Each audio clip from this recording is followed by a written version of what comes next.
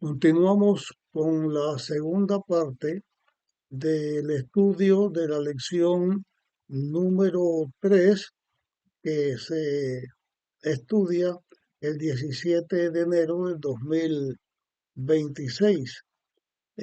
Aquí vamos a hablar acerca de la oración de Jesús con respecto a la necesidad de la unión dentro de la iglesia. Forma parte de la misma lección del apóstol Pablo mm, que estuvimos estudiando hasta acá, pero aquí nosotros estamos estudiando ahora, analizando que mientras que los hijos de Dios estemos vivos y estemos en la tierra, así como el apóstol Pablo tenía un evangelio que compartir,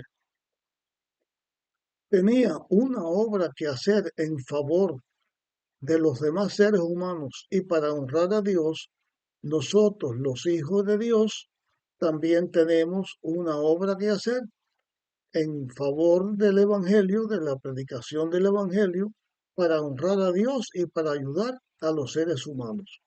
Pero para esto es necesario que los hijos de Dios seamos uno, o sea, tengamos una unidad, tengamos una unidad.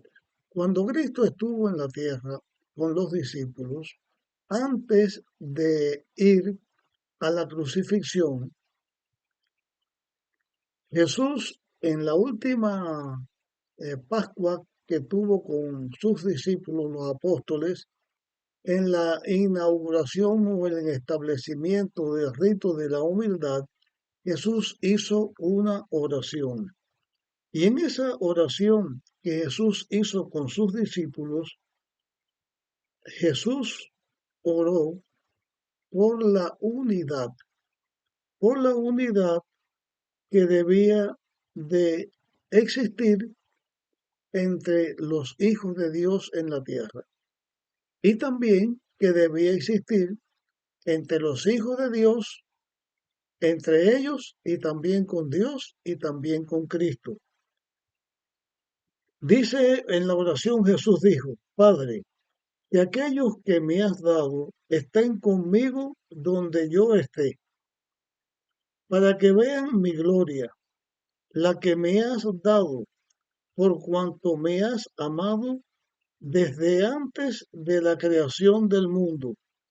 Aquí Jesús ora para que sus discípulos también estén unidos a ellos y hace la mención de la gloria que tenía antes de la creación del mundo, señalando con esta declaración de Jesús que él formaba parte del Dios creador que creó todo el universo, que creó la tierra y también que creó al hombre. Que sean uno, dijo él, como lo somos nosotros. Así como el Padre y el Hijo tenían unidad, Dios, Jesús, ora a Dios para que sus discípulos tengan la unidad entre ellos, o sea, entre un discípulo y otro discípulo de Jesús debía haber unidad. Ese motivo, esa oración que Jesús estaba haciendo, estaba motivada por dos cosas, que al fin era una sola cosa. Las dos cosas que son una son estas, para que el mundo crea. Cuando los hijos de Dios estamos en las manos de Dios y tenemos unidad, entonces el mundo se refiere a los demás seres humanos que no ha hecho profesión de seguir a Dios, para que el mundo crea. La otra es no solo para que el mundo crea, sino para que el mundo conozca que tú me enviaste.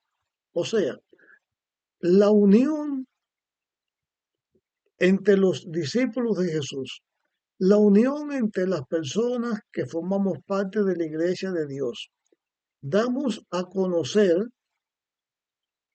que eh,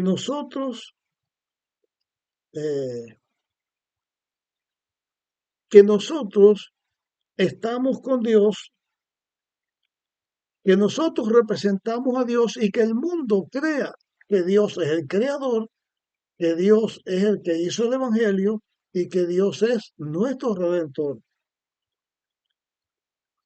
Y también, de todas maneras, la humanidad sabe de la venida de Jesús, porque la humanidad sabe que hubo un hombre, se llamó Jesús, y que murió en la cruz. Unos creemos en él para la vida eterna y otros solamente sabemos o saben que Cristo vino, pero ya no conocen otra cosa. Cuando la iglesia vive unida, entonces el mundo va a creer que Cristo vino porque Dios lo envió para salvar al mundo. Quiero recalcar aquí con respecto a esta oración de Jesús, qué de éxito ha tenido Jesús en la oración que hizo de la unidad o qué éxito no ha tenido. ¿Qué éxito ha tenido Dios y el bien y qué éxito ha tenido Satanás al enseñar el mal? Mirando a los discípulos de Jesús, primeramente debemos señalar, cuando Cristo establece la iglesia cristiana, que viene a ocupar el lugar de la iglesia judía, porque ellos fueron rechazados como pueblo, como iglesia de Dios, porque rechazaron al Mesías, rechazaron al Salvador. Dios establece su iglesia y establece una iglesia unida. El inicio de la iglesia cristiana fueron los discípulos de Jesús, con los apóstoles que Dios le dio.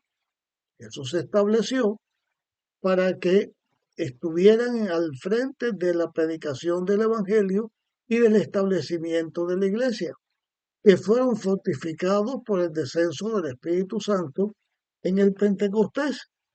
Pero hoy en día, el mundo donde vivimos tiene millones, más de 8.000 millones de habitantes.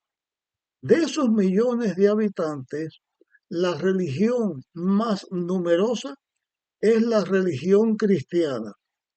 Están los musulmanes, están otras religiones que no son, que no creen en Dios, budistas, sintoístas, zoroastristas, Confucio, todas las religiones, hinduismo que existen en el mundo. Pero la religión cristiana, que tiene más de 2.000 millones, esa religión cristiana no es una religión unida.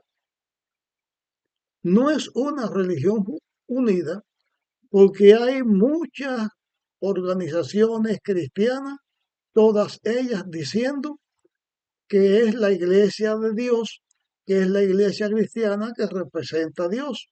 Ahí están los católicos, ortodoxos griegos, están el metodistas, pentecostales, bautistas, eh, episcopales, adventistas, mormones, la sociedad de los testigos, o sea, miles, millones de personas en organizaciones separadas creyendo cosas separadas. Pero dentro de la iglesia de la Odisea, menciono la iglesia de la Odisea porque en el libro de Apocalipsis se señala a la iglesia cristiana en los periodos o etapas de la vida que comenzó desde la creación de la iglesia, cuando con la primera iglesia de Éfeso representaba a la iglesia en los tiempos de Jesús, la iglesia del primer siglo, hasta la última iglesia, la iglesia de la Odisea, que representa el periodo de la iglesia cristiana de ya hasta que Cristo venga. Esas iglesias Todas tienen una forma de creer, de gobernarse, de actuar, y no solamente es que no haya unidad, sino que muchas veces dentro del cristianismo se desatan las guerras, los conflictos bélicos, y una religión con otra se atacan una a otra, y una dice que la otra es mentira y la otra, y en el periodo final de la iglesia de la Odisea, también dentro de la misma iglesia, hay frialdad espiritual, hay falta de amor, hay falta de unidad, y dentro de la iglesia final de la iglesia de Dios en la tierra, pasa como el pueblo de Israel, que fue cuando Israel comenzó a ser el pueblo de Dios y la iglesia de Dios, que vivía en una lucha continua,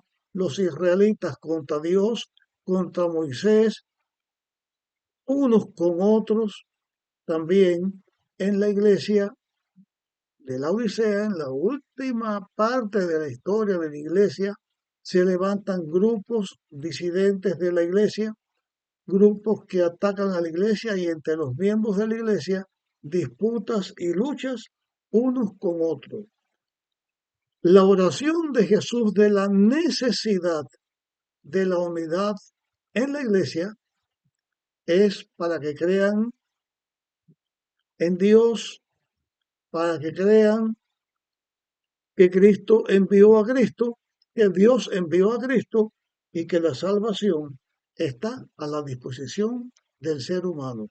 Esta es también una necesidad de la iglesia cristiana. Y Pablo escribe a la iglesia de los filipenses para que la iglesia también sea una, así como escribe a todo el cristianismo y nos escribe hoy para que nosotros seamos uno solo.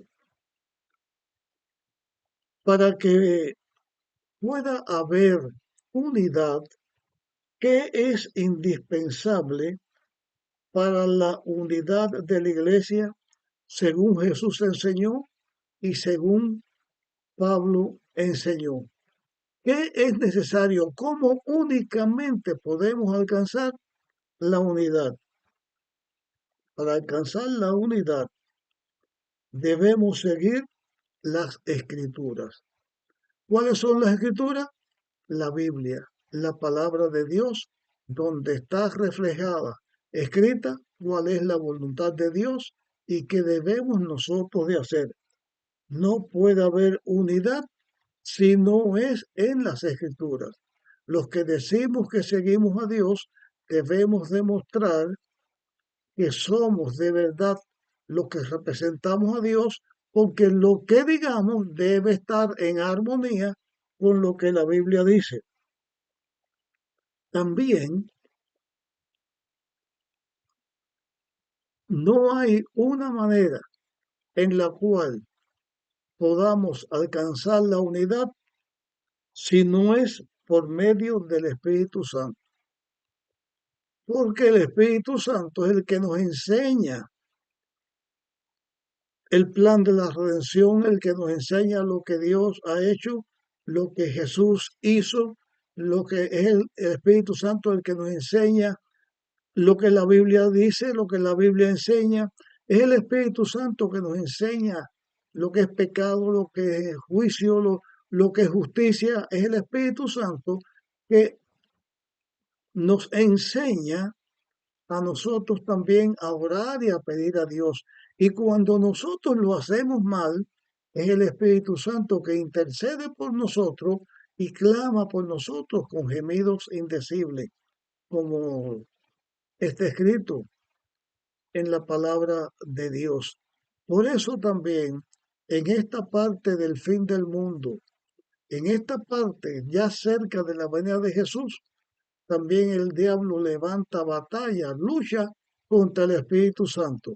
Primero, haciendo pasar por el Espíritu Santo como alguien que toma posesión de las personas y los hace hablar en jerigonza o los hace adorar en una forma incorrecta que trae confusión en vez de traer unidad, o el ataque contra el Espíritu Santo, luchando para que las personas que dicen que creen en Dios no hagan caso a lo que Jesús dijo del bautizo, o de que se debe enseñar el Evangelio y bautizar a las personas en nombre del Padre, del Hijo y del Espíritu Santo. Tratan de eliminar al Espíritu Santo como una persona y tratan de decir que es o la fuerza del Padre o la emanación o la fuerza del Hijo. O sea, una batalla contra el Espíritu Santo. En la Biblia y por la obra del Espíritu Santo, nosotros aprendemos lo que es la humildad y aprendemos lo que es el amor. Solamente podrá haber unidad en la iglesia cuando somos humildes, cuando nos amamos unos a otros, pero somos humildes de acuerdo con lo que la Biblia dice. Nos amamos de acuerdo con lo que la Biblia dice y con lo que el Espíritu Santo obra en nosotros. Diciéndolo de otra manera, invertido, pero para que lo entendamos bien, la unidad se alcanza cuando nosotros seguimos la palabra de Dios bajo la dirección del Espíritu Santo, que produce en nosotros el amor y produce la humildad. De esta manera, nosotros seremos seres humanos que estaremos unidos y representemos a Dios de una manera de acuerdo con la voluntad de Dios. Hay una declaración de Elena White que dice, que a la cual Elena White se refirió de esta manera. La Elena White dice, de personas que aman al mundo y aman a las ganancias del mundo, y no a Dios y a la verdad. La desunión en la iglesia proviene a menudo del orgullo. La desunión de las iglesias proviene del orgullo.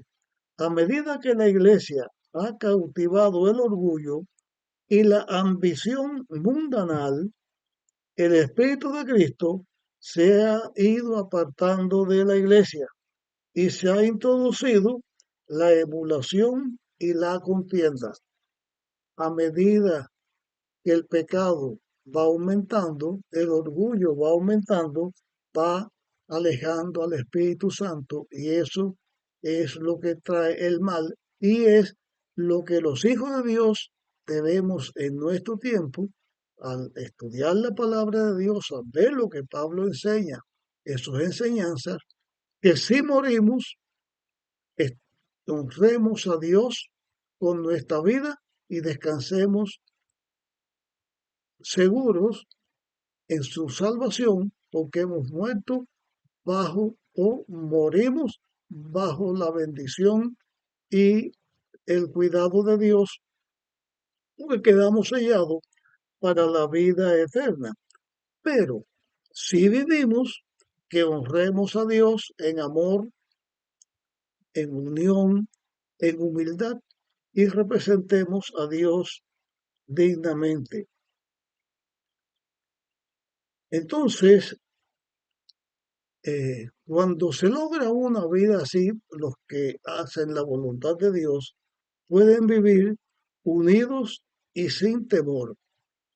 Pablo escribió en el primer capítulo a los Filipenses, lo que está escrito en versículos 27 hasta 30, y dice la pregunta, ¿cómo se relacionan nuestra unidad y el hecho de combatir unánimes por la fe del Evangelio con la intrepidez? Bueno, no solo es creer en Cristo, también es sufrir por Cristo. Cuando nosotros creemos en Cristo, creemos en la palabra de Dios, dejamos que el Espíritu Santo nos guíe en la vida, estamos dispuestos a sufrir por Cristo. Estamos dispuestos a ser humildes y no estar en contiendas con nadie, con ningún ser humano, mucho menos con nuestros hermanos, porque el amor y y la humildad nos mantienen en las manos de Dios. Pero la intrepidez, ¿qué cosa es la intrepidez? ¿Qué cosa es bueno? ¿Qué cosa es malo? Lo bueno es lo que Dios señala de Él, lo que Dios señala en la palabra de Dios, lo que Dios señala de acuerdo con el Espíritu Santo. Lo malo es todo lo que viene del maligno, todo lo que viene del pecado, todo lo que viene de la mentira, todo lo que viene en contra de Dios. Nuestra unidad viene en estar en las manos de Dios, no en la intrepidez. Cuando decimos intrepidez, podemos señalar muchas cosas, pero podemos decir lo siguiente. Si la Biblia no dice en ninguna parte que eh, que hay un lugar que se llama purgatorio, donde somos purificados de los pecados con el sufrimiento y con la candela, en vez de por la sangre de Jesús, que vengamos personas a decir, soy el que represento a Dios y estoy señalando una cosa que la Biblia no la menciona. O un limbo para que vayan los niños que no pueden estar ni en un lugar ni en el otro, donde la Biblia no los enseña, no lo menciona. Que no hay un texto que diga que el alma es inmortal. Que Dios dijo que el alma que peca esa muere. Que si deshonra a Dios comiendo lo que Dios dijo que no comiera, muriendo morirás, quedarás condenado a muerte y vemos la muerte, que el Espíritu Santo edifica a la iglesia y nos lleva a toda verdad, entonces se levantan personas hablando en contra de la verdad, en contra de lo que la Biblia dice y diciendo mentiras acerca hasta del mismo Dios, como por ejemplo que finalmente como que Dios es amor, al final todo el mundo se va a salvar, hasta el pecado y los pecadores van a existir para siempre, cuando la Biblia enseña otra cosa. Señalar como verdaderas doctrinas falsas, enseñar falsedad, eso es intrepidez, batallar contra Dios, y eso va a ser finalmente controlado por el mal y va a causar muerte y perdición a los que lo siguen. Eh, Aquí hay unos textos que voy a mencionar que tienen algo en común. Estos textos son estos: Mateo capítulo 10 versículo 38, Hechos capítulo 14 versículo 22, Romanos capítulo 8 versículo 17, Segunda de Timoteo, capítulo 3 y versículo 12. ¿Qué hay en armonía entre todos esos textos? Está lo siguiente: vivir piadosamente en Cristo hace que nosotros suframos.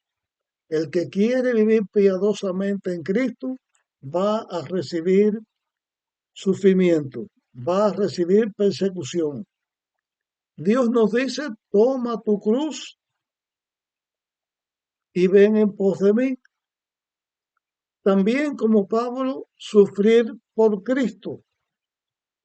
En común tiene que todos los que queremos seguir a Dios tenemos que sufrir.